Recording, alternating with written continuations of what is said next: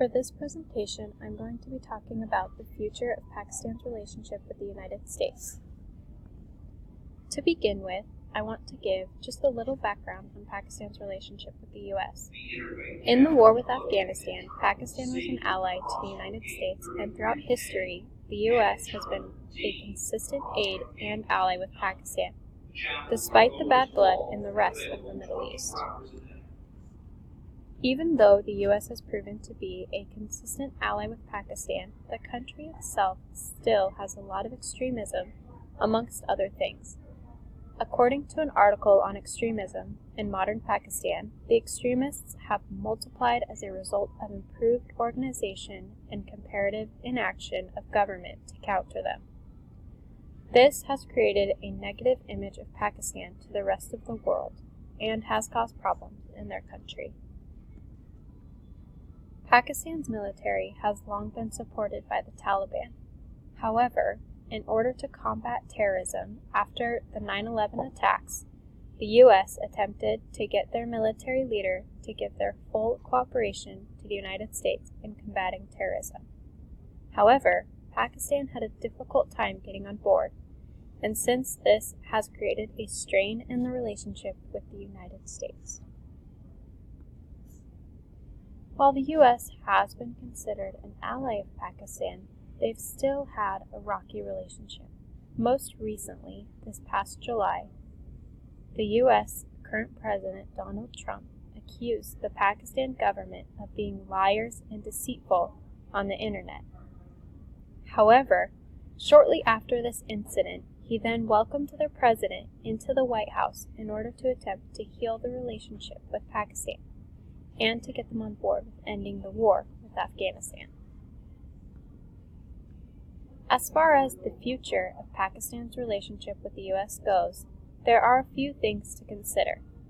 President Trump has stated that there is tremendous potential between our country and Pakistan. Officials also believe that if they put pressure on Pakistan to help, it may result in a permanent ceasefire from the Taliban in Afghanistan. Doing so would greatly help to mend the U.S.'s relationship with Pakistan and help build a more successful future for both parties. While there is potential here, there are also difficult problems between the two countries that have yet to be resolved. The U.S. is known to give large amounts of aid to Pakistan. Recently, however, President Trump suspended security aid to Pakistan, which totals $1.3 billion of aid each year, with the demands that Pakistan cut off their ties with extremists. Pakistan is known to have some very difficult relationships with their neighboring countries, specifically India, and the U.S. has played a role in trying to ease the tensions Pakistan has with India. While the U.S. has not necessarily played a mediator role, rather, when tensions are high between the two countries, they call on both of them to practice restraint and use caution. This has helped in easing the tensions between the two.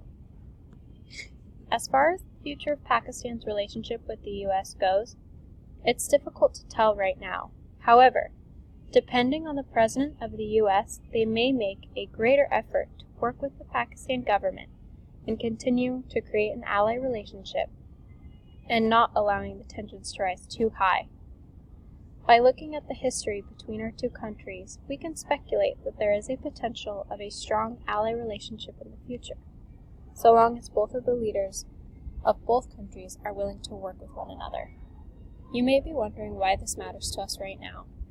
But the relationships that the United States has with other countries, especially countries where extremism is present, is very important in the overall well-being of the world as a whole. Thank you.